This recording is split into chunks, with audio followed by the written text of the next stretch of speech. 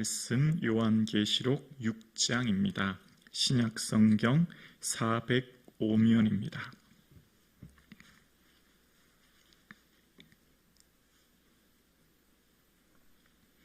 요한계시록 6장입니다. 우리 함께 하나님의 말씀을 고백드리겠습니다. 내가 봄에 어린 양이 7인 중에 하나를 떼시는데 그때 내가 들으니 내 생물 중에 하나가 우레소리같이 말하되 오라 하기로, 이에 내가 보니 흰 말이 있는데 그 탄 자가 활을 가졌고 면류관을 받고 나아가서 이기고 또 이기려고 하더라. 둘째 인을 떼실 때에 내가 들으니 둘째 생물이 말하되 오라 하니, 이에 다른 붉은 말이 나오더라. 그 탄 자가 허락을 받아 땅에서 평화를 제하여 버리며 서로 죽이게 하고 또 큰 칼을 받았더라. 셋째 인을 떼실 때에 내가 들으니 셋째 생물이 말하되 오라 하기로, 내가 보니 검은 말이 나오는데 그 탄 자가 손에 저울을 가졌더라.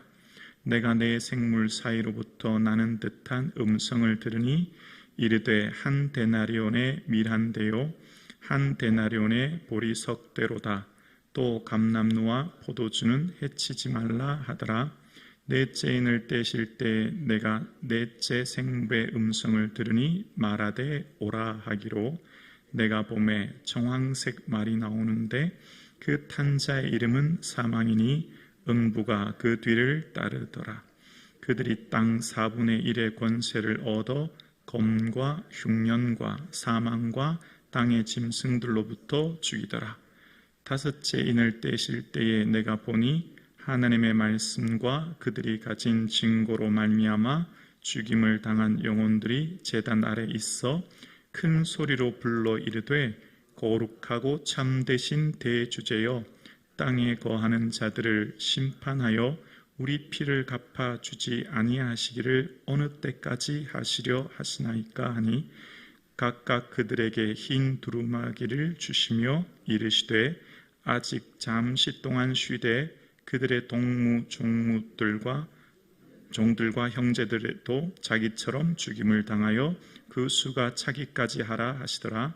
내가 보니 여섯째 인을 떼실 때에 큰 지진이 나며 해가 검은 털로 짠 상복같이 검어지고 달은 온통 피같이 되며 하늘의 별들이 무화과 나무가 대풍에 흔들려 설익은 열매가 떨어지는 것 같이 땅에 떨어지며 하늘은 두루마리가 말리는 것 같이 떠나가고 각 산과 섬이 제자리에서 옮겨지며 땅의 임금들과 왕족들과 장군들과 부자들과 강한 자들과 모든 종과 자유인이 굴과 산들의 바위 틈에 숨어 산들과 바위에게 말하되, 우리 위에 떨어져 보좌에 앉으신 이의 얼굴에서와 그의 어린 양의 진노에서 우리를 가리라. 그들의 진노의 큰 날이 이르렀으니 누가 능히 서리요 하더라. 아멘. 예수님의 은혜와 평강이 성도님들의 삶에 충만하기를 주님의 이름으로 축복합니다. 아멘. 이 땅을 살아가는 우리 인생의 삶에 악이 어디서부터 오는가라고 하는 것은 신약으로 신정론이라는 거죠. 하나님은 선하신데 왜 이 땅에 악이 있는가라고 하는 주제입니다. 그 말씀의 답을 오늘 본문에서부터 찾아보려고 합니다. 먼저 오늘 본문의 대략적인 내용을 한번 먼저 살펴보겠습니다. 오늘 본문에 어린 양이 7인을 떼시는 내용이 나옵니다. 지난 시간 기억나시죠? 보좌 위에 계신 분의 오른손에 두루마리가 들려있고 그 두루마리를 받을 자격 있는 자는 어린 양 한 분이셨고, 그분이 이제 보좌에 앉으신으로부터 두루마리를 손에 취하여 받게 됩니다. 그리고 이제 그 받은 두루마리를 7인을 떼는 장면이 이제 오늘 본문에 시작되기 한 거죠. 그래서 오늘 본문에 이제 1절에 내가 봄에 어린 양이 7인 중에 하나를 떼시는데 이제 떼기 시작하는 겁니다.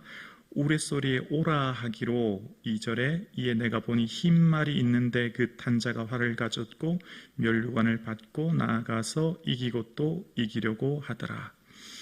첫째 인을 뗐을 때 흰 말이 나오고 그 흰 말에 탄 사람은 면류관을 썼고 그 사람은 또 이기고 이기려 하더라 라고 하는 모습이 나와요.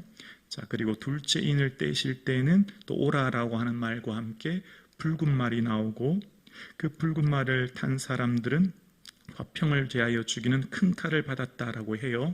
그리고 5절에 보면 셋째 인을 떼실 때 오라라는 말과 함께 검은 말 탄 자가 나오죠.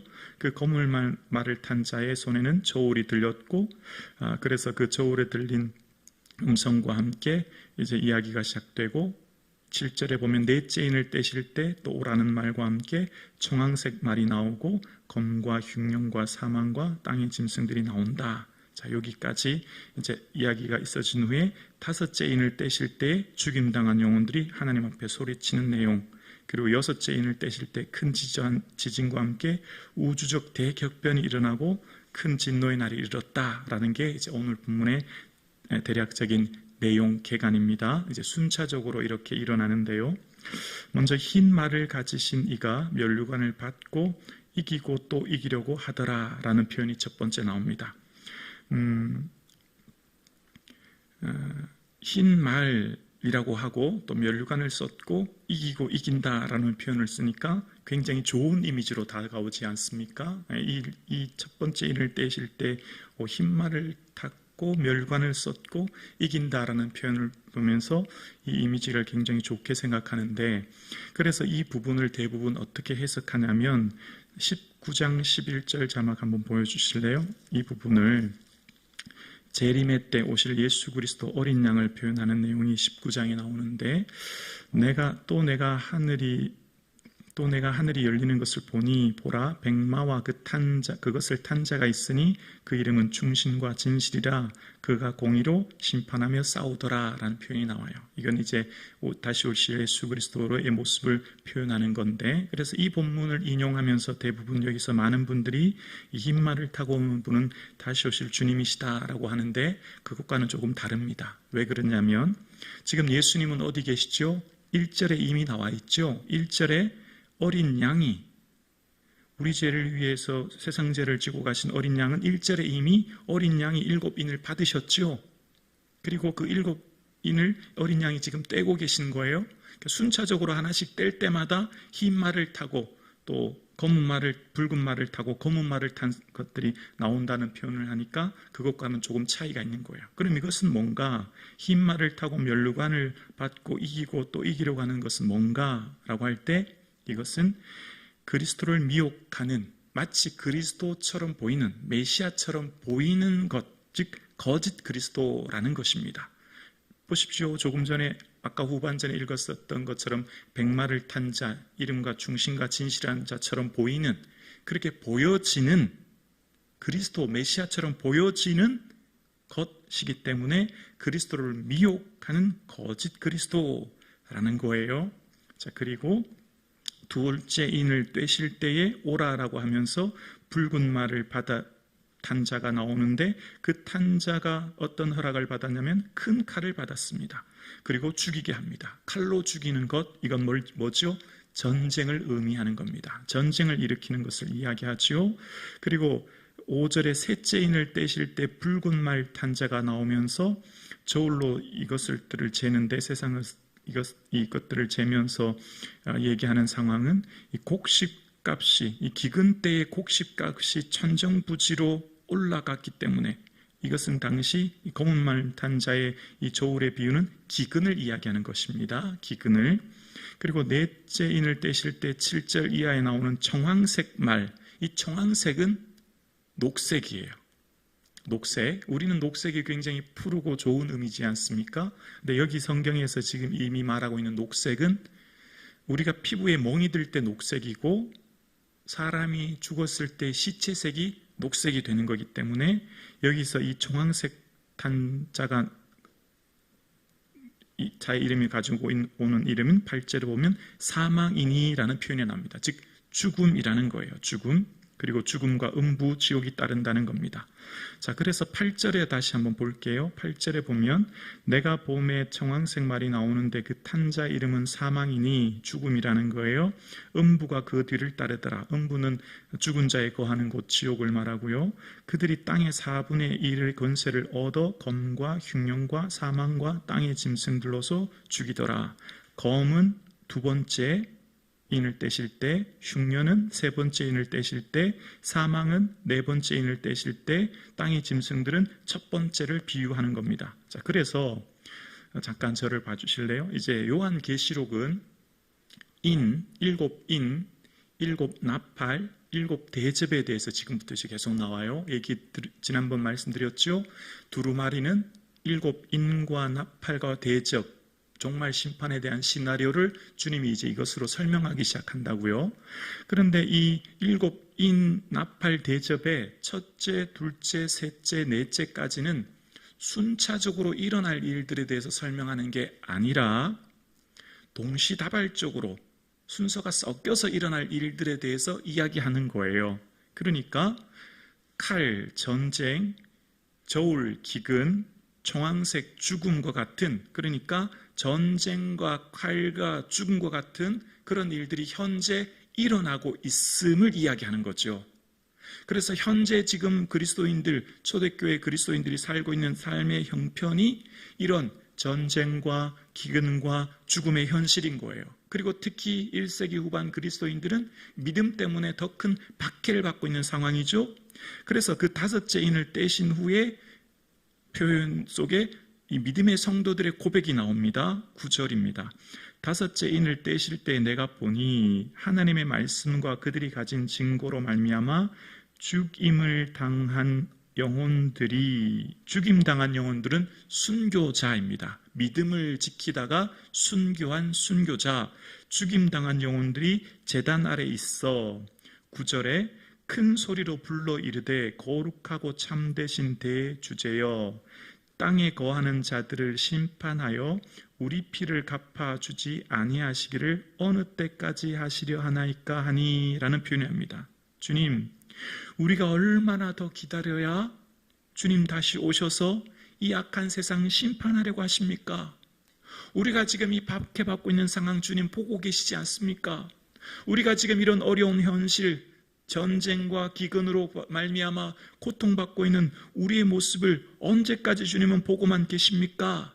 그런 표현의 모습이 나오는 거죠. 자, 그래서 오늘 본문을 다시 한번 제가 설명을 드리면 2절을 다시 한번 볼게요. 이에 내가 보니 흰 말이 있는데 그 탄 자가 활을 가졌고 면류관을 어떻게 했다고요? 받고라는 겁니다. 받고, 받았다는 거예요. 누군가로부터. 또 4절에도 보면 이 4절에 이에 다른 붉은 말이 나오더라. 그 탄 자가 허락을 어떻게 해요? 받아라고 했죠. 받아. 그리고 큰 칼을 받았더라 라는 표현을 씁니다. 받았다는 거예요. 그리고 8절에도 보면 8절에 내가 봄에 청황색 말이 나오는데 그 탄 자 이름은 사망이니 음부가 그 뒤를 따르더라. 그들이 땅 4분의 1의 권세를 얻어라고 하는 표현 나오는 거 보시죠? 얻었다는 거예요. 자, 지금 여기까지 보면 다 이 흰 말과 또 붉은 말과 이 말을 탄 자들은 다 어떻게 했다고요? 받고 얻었다라는 표현을 쓰고 있죠. 그래서 이것을 흔히 이 신약에서 말할 때 이 문법을 신적 수동태라는 표현을 쓰는데요. 이것은 주다라고 하는 에도스의 단순 과거형이에요. 자, 이것은 어떤 때 쓰냐면 하나님을 말하지 않고 하나님이 하셨다라고 하는 것을 표현할 때 이렇게 문법적으로 쓰는 것입니다. 원래는 하나님을 주어로 써야 하지만 하나님을 주어로 쓰지 않고 표현할 때 이런 순적 수동태를 쓰는 거예요. 그러니까 지금 이 문장 속에서 받았다라고 하는 표현, 얻었다라고 하는 표현, 누가 줬다는 거예요? 다 하나님이 주신 거예요. 하나님이 주셨다는 거예요. 그러니까 지금 다시 보면 하나님 어느 때까지 우리를 오셔서 우리를 심판하여 주십니까? 우리가 이 고통받고 있는 현실의 상황 얼마나 더 기다려야 됩니까? 라고 하는 이 악의 현실, 이 지금 이때 당시 로마 황제가 통치하고 다스리는 이 시기에 하나님이 없는 것처럼 보이는, 하나님 부재처럼 보이는 이 현실 속에서 순교자들이 그 단언과 하나님 앞에 향한 울부짖음의 기도를 할 때 지금 이 악의 현실에 대해서 주님 말씀하시기를 하나님이 잠시 허용하신 것을 말씀하시는 거예요. 하나님이 잠시 이것을 허용했기 때문에 일어나는 것이라는 거죠. 하나님께서는 우리에게 자유를 주셨고 자유를 주신 분은 하나님이시며 그 자유 가운데 선택하게 하신 것을 하나님께서는 우리의 모든 선택을 존중하시고 그것으로부터 일어난 악까지도 하나님께서는 잠시 동안 허용하시지만 그러나 마지막 심판의 날에 결국은 심판하실 것을 잠깐 허락하신 것을 이야기하시는 거예요. 마치 아담의 선악과를 먹음으로 일어났던 죄는 하나님이 아담에게 자유를 허락하셨고 그 자유를 주었기 때문에 일어난 일들의 선택까지도 주님은 존중하셔서 일어난 것을 허용하셨기에 일어났듯이 잠깐 허용하시지만 결국은 어떻게 해요? 마지막 날은 심판이 있을 것임을 이야기하시는 것이죠. 그래서 하나님 어느 때까지 우리 피를 갚아주지 아니하십니까? 라고 하는 표현과 함께 11절에 보면 각각 그들에게 흰 두루마기를 주시며 이르시되 아직 잠시 동안 쉬되 그들의 동무 종무들과 형제들도 자기처럼 죽임을 당하여 그 수가 차기까지 하라 하시더라. 자기처럼 죽임을